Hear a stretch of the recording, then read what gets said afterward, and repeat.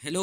Welcome to प्रथम IAS. तो चलिए इस वीडियो में हम लोग देखने वाले हैं एक बहुत ही इम्पोर्टेंट सेक्टर जहां पे भारत ने एम रखा है कि वो वर्ल्ड लीडर बनने वाला। और हम बात करना चाह रहे हैं यहाँ पे जियो स्पेशियल सेक्टर की। देखिए, आपको पता होगा कि भारत सरकार की जो department of science and technology है, उन्होंने अभी नेशनल जियो स्पेशियल पॉलिसी 2022 को लॉन्च किया। और इसमें उन्होंने एम रखा है कि उन्हें एक ग्लोबल लीडर बनना है जियो स्पेशियल सेक्टर में। और इस कारण से आप यहाँ पे देख सकते हैं कि ये सब जो शुरुआत है वो 2021 में ही हो गई थी।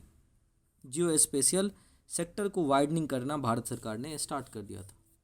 अब सबसे इम्पॉर्टेंट यहाँ पे हो जाती है कि सर ये जियो स्पेशियल डेटा, जो जियो स्पेशियल सेक्टर है, वो होता क्या। देखिए, आपने कभी कभी देखा होगा कि जैसे मैं आपसे ये एक आर्टिकल में आपको दिखाता हूँ, geospatial for disaster rescue climate relief in Polynesian island.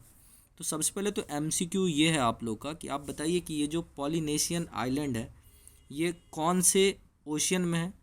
और जैसा कि आप यहाँ पे देख रहे हो कि जियो स्पेशियल ये एक ऐसा टर्म है जहाँ पे आजकल बहुत ज़्यादा डाइवर्स रूप में इसका यूज किया जाता है, क्योंकि ज़माना आ गया है डेटा का।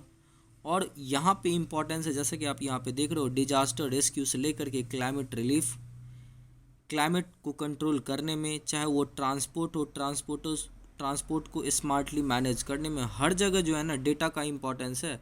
और आप वहाँ पे एक तरीके से जियो स्पेशियल सैटेलाइट का यूज कर सकते हो। दूसरा चीज़ कि अगर आप देखोगे कि इसका एक एक अगर आप सर्टेन मीनिंग देखने की कोशिश करोगे तो ये एक ऐसा इमर्जिंग फील्ड है जो जितने भी आजकल जहाँ जहाँ जो भी आप सेक्टर देखोगे इमर्जिंग, उन सब में यूज किया जाता है। चाहे आप देखो तो इसमें जो है मेनली कंबाइन किया जाता है आपको जियोग्राफिक इंफॉर्मेशन सिस्टम का, और साथ साथ जो रिमोट सेंसिंग सैटेलाइट्स होती है उनके साथ इमेजिंग करने के लिए। और पोजीशन को अगर आपको इसमें इंटीग्रेट करना है तो फिर आप ग्लोबल पोजीशनिंग सिस्टम लगाओगे, जीपीएस। और इकोनॉमी पर्सपेक्टिव से अगर आप देखो तो इसका एप्लीकेशन वो एग्रीकल्चर से लेकर के इंडस्ट्रीज, और मैं आपको एग्जांपल भी बताऊंगा जैसा कि मैं आपको बताना चाहता हूँ। यहाँ पे देखिए, जम्मू एंड कश्मीर की जो एडमिनिस्ट्रेशन है उन्होंने सर्वे किया रेसिडेंशियल लैंड अंडर स्वामित्व स्कीम। देखिए, आपको पता होगा 2021 में जो है भारत सरकार स्वामित्व स्कीम लॉन्च किया था। और इसमें ड्रोन के हेल्प से यहाँ पे सर्वे किया गया था, सर्वे मैपिंग किया गया था। तो यहाँ पे आप देख सकते हैं कि चाहे वो लैंड का एडमिनिस्ट्रेशन करना हो, या आपको अर्बन और रूरल इंफ्रास्ट्रक्चर को मॉनिटरिंग करना हो, या उनके डेवलपमेंट में आपको भागीदारी बनना हो, तो यहाँ पे जो जियो स्पेशियल टेक्नोलॉजी है वो बहुत ज़्यादा यहाँ पे इम्पोर्टेंट निभाता है। चाहे आपने देखा होगा कि एक स्टार्टअप है, उन्होंने सीडिंग की थी किसका, तो जंगलों में जा कर के बीज गिराए थे पेड़ का, जहाँ पे आप नहीं जा सकते। आपने कोविड के टाइम पे देखा था कि किस तरीके से ड्रोन जो है ना वो रिमोट एरिया में इंजेक्शन, जो कोविड की वैक्सीन है वो पहुँचा रहा था। तो ये सारी चीज़ें कहीं ना कहीं यहाँ पे जियो स्पेशियल टेक्नोलॉजी के अंतर्गत आ जाता है। और इसलिए जो इकोनॉमिक इसकी पोटेंशियलिटी है उसको ध्यान में रखते हुए भारत सरकार ने यहाँ पे ये जो 2022 में है जियो स्पेशियल जो पॉलिसी है वो लेकर के आया।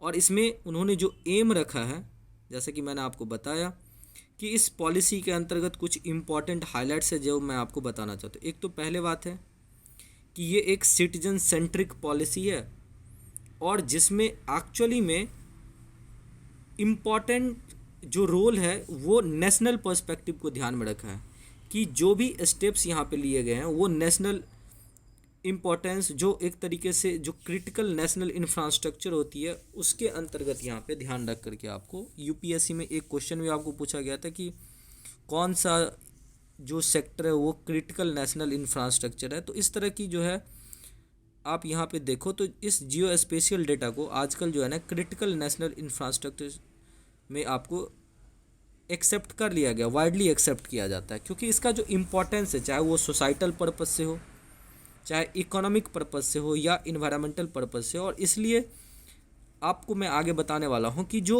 लीप मिलने वाला है स्टार्टअप का, आपको पता होगा कि भारत दुनिया में तीसरे स्थान पे है स्टार्टअप में। तो जो स्टार्टअप को लीप मिलने वाला है वो बहुत इंपॉर्टेंट होगा इस स्टेप से। और ये सब चीज़ें जैसे कि मैंने आपको फर्स्ट आर्टिकल में बताया था कि ये सब 2021 में ही शुरुआत हो गई थी। उसी टाइम पे जो department of science and tech है उन्होंने गाइडलाइंस इसके लिए जारी किया था। अगर आप देखोगे तो इसमें इम्पॉर्टेंट फोकस दिया गया है कि किस तरीके से जो जियो स्पेशियल सेक्टर है यहाँ पे क्रॉस शेयरिंग डेटा होना चाहिए। जो डेटा प्रोटेक्शन बिल है उसमें भी यहाँ पे कोशिश किया गया है कि जो डेटा का यूज सही से होना चाहिए और इकोनॉमिकल पर्सपेक्टिव से डेटा का यूज होना चाहिए बाय कीपिंग द जो प्राइवेसी है यूजर्स का उसको ध्यान में रखते हुए। और इस पार्टिकुलर पॉलिसी में भी इसी चीज़ को ध्यान में रखा गया है कि जो liberalising of Jio special data है, चाहे वो एक्विजिशन हो या प्रोडक्शन हो या एक्सेस हो, इन सब में जो पब्लिक प्राइवेट पार्टनरशिप किया जा रहा है उसमें सबसे इम्पॉर्टेंट है कि एक तो ईज ऑफ डूइंग बिजनेस होना चाहिए, बट प्राइवेसी को यहाँ पे बहुत कंसर्न यहाँ पे भी आपको रखना है। विजन और गोल की बात करोगे तो सबसे इम्पोर्टेंस मैं आपको बताता हूँ कि देखिए भारत सरकार के मंत्री हैं, आपको पता होगा Jitendra Singh ji, department of science and tech में ये एक्चुअली में स्टेट मिनिस्टर्स हैं। तो उन्होंने एक बार बताया था कि जो जियो स्पेशियल इकोनॉमी है वो 63,000 करोड़ रुपए की हो जाएगी भारत की 2025 तक। और इसी को ध्यान में रखते हुए यहाँ पे जो इंस्टीट्यूशनल फ्रेमवर्क, जैसे इसमें एक GDPDC आपको यहाँ पे 70 मेंबर की बॉडी।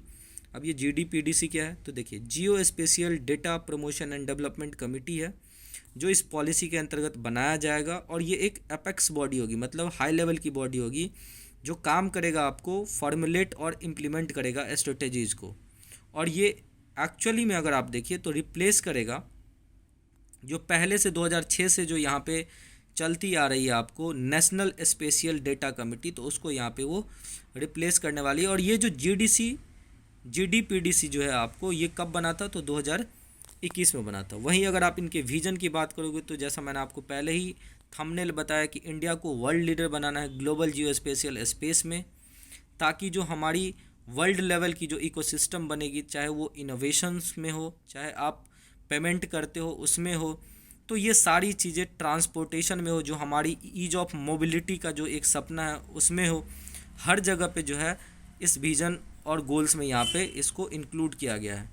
एक पार्टिकुलर कोहेरेंट नेशनल फ्रेमवर्क बने और इसमें हम जो इंटीग्रेशन होता है वो फॉरेन के भी जो प्राइवेट यहाँ पे स्टार्टअप्स आएंगे वो आकर के यहाँ पे हमारी जो एक एम है, गोल है जियो स्पेशियल डेटा को लिबरलाइज करना, उसमें पार्टिसिपेट कर सकते हैं।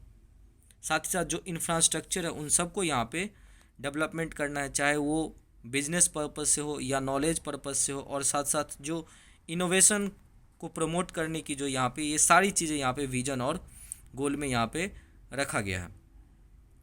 और इन सब को देखते हुए अगर आप देखिएगा तो जैसा कि मैंने आपको बताया कि जब ये लॉन्च हुआ नेशनल जियो स्पेशियल पॉलिसी, तो वहाँ पे ये इंश्योर किया गया कि जो प्राइवेट सेक्टर है उनको एक लेग अप देना। और इस पार्टिकुलर स्टेप से जो department of science and technology का है, उन्होंने यहाँ पे प्राइवेट सेक्टर के लिए कैटेगरिकली यहाँ पे उन्होंने बोला कि जो 13 माइलस्टोन इस पार्टिकुलर पॉलिसी में रखा गया है वो कहीं ना कहीं थ्राइव करने की कोशिश करेगी। जो एक तरीके से स्टार्टअप यहाँ पे चरमरा गया उसको यहाँ पे एक तरीके से बूस्ट देने की कोशिश करने वाली है। तो ये सारी चीज़ें आपको एक तरीके से जो हमारी ओवरऑल स्टार्टअप है, चाहे आप फूड डिलीवरी सिस्टम देख लीजिए, चाहे स्विगी हो या जोमेटो हो, या आपको जितने भी स्टार्टअप्स हैं, इन सब को एक तरीके से ओवरऑल बूस्ट देने वाली है। तो उम्मीद करते हैं ये सेशन आपको अच्छा लगा होगा। और आप क्या इसके बारे में बताना चाहते हैं प्लीज़ हमें कमेंट में बताइए। Thank you so much for watching this video.